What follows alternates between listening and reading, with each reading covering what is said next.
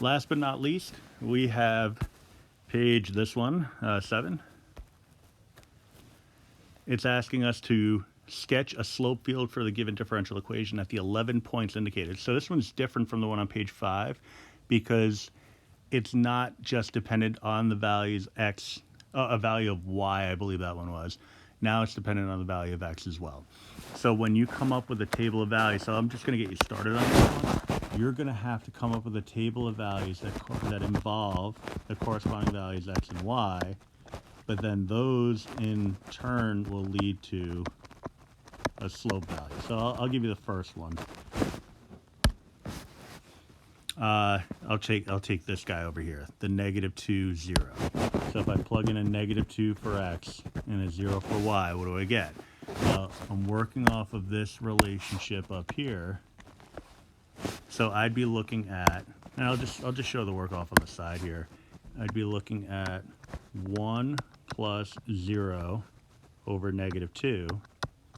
So my slope would be -1/2. So I just have to eyeball what -1/2 looks like. So something along those lines.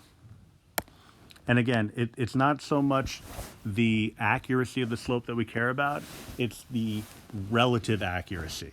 So -1/2 is -1/2. As long as it's shallower than -1, and -1 is in turn shallower than 2 or whatever, you know, the larger the number, the steeper it is, or the larger the absolute value, the steeper it is. That's really all we're looking for.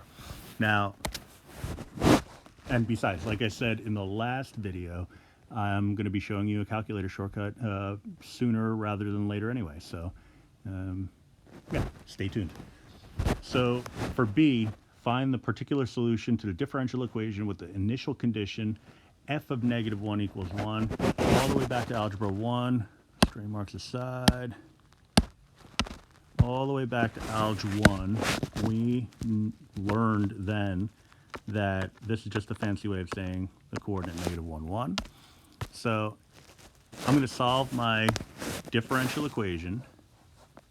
I have dy dx is equal to 1 plus y over x. Now, this differential equation, I want to put it in differential form. And I do that by multiplying both sides by dx. But I also have to separate variables. I want my x's on the same side, and I want my y's on the same side. So my x's are good to go. Good to go. So all I have to do is multiply both sides by 1 over 1 plus y. A little housekeeping.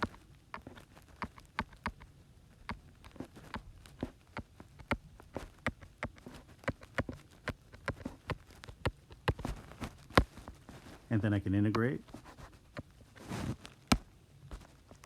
Now, the left-hand side is a little dicey because we technically haven't learned a rule that's going to allow you to handle something like this. So at this point, it's really just kind of educated guess and check. Because what it is it looks like a natural log derivative. All right, so let's make that assumption. So it's the natural log of 1 plus y. Or at least that's what we're assuming. If I were to check that, so I'll just make a little note here. Normally I wouldn't do this, but just for the sake of, you know, comfort on this. If I wanted to take the derivative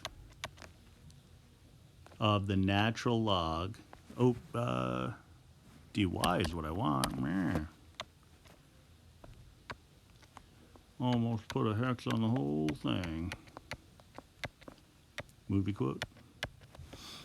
So what I would get is 1 over whatever is inside the natural log, so 1 over 1 plus y, multiplied by the derivative of whatever is inside the log. In this case, it would just be a 1. All right, so we lucked out. Nice.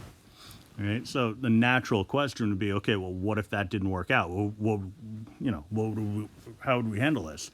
All right, well, different story for a different day, but I can tell you that most of the time, at least at this point, it's going to be a simple matter of correcting for whatever this number is.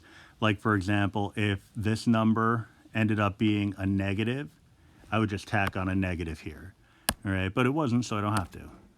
All right, so right-hand side, I'm looking at the natural log of x, and we learned from a few problems now that we can consolidate all of our plus c's.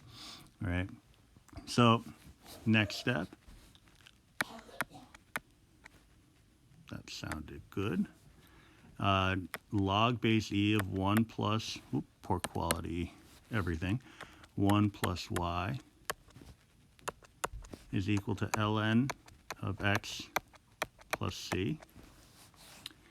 All right, so all I'm doing is converting instead of writing, or really just changing notation. It's not, I don't want to make it sound more than it is.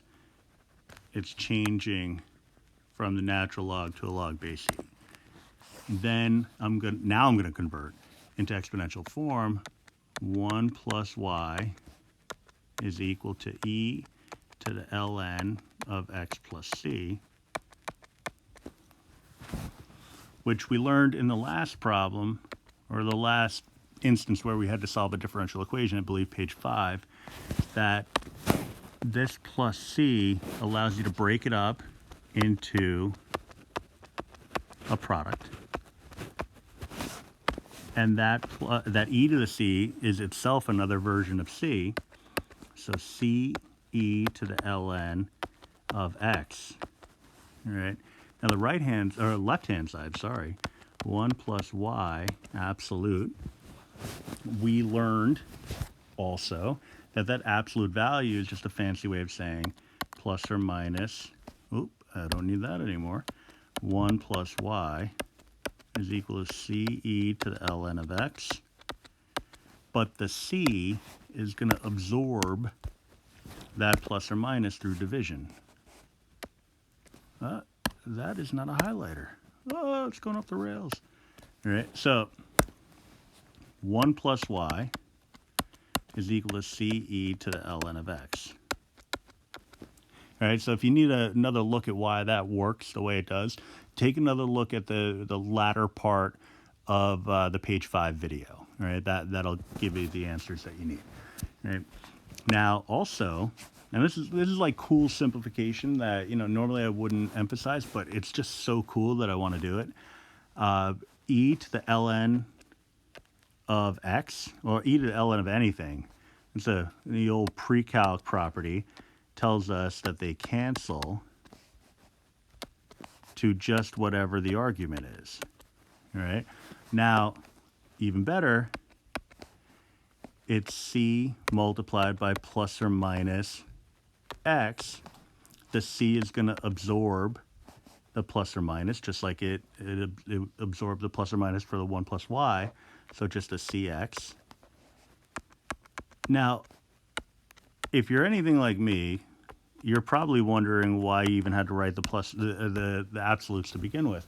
You really didn't, but I think in order to really truly demonstrate the understanding, and even more, I would say to prove to yourself that you really understand what's going on, write it, at least while you're practicing. And when it comes time to do an assessment, don't write it if you don't want to take the chance. All right. But now I can find the particular solution very easily, I might add, because all I have to do is plug in a 1 for y and a negative 1 for x.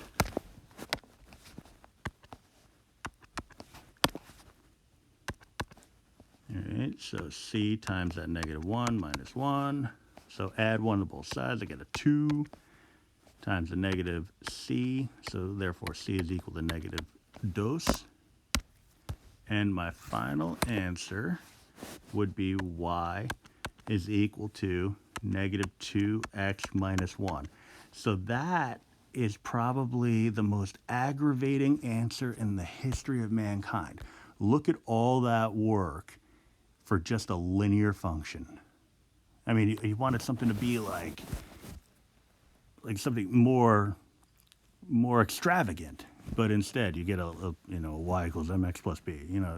So for this page, what I would recommend is that you complete the slope field diagram, and then just plot the negative 2x minus 1 and see if it jives with what you have in the slope field.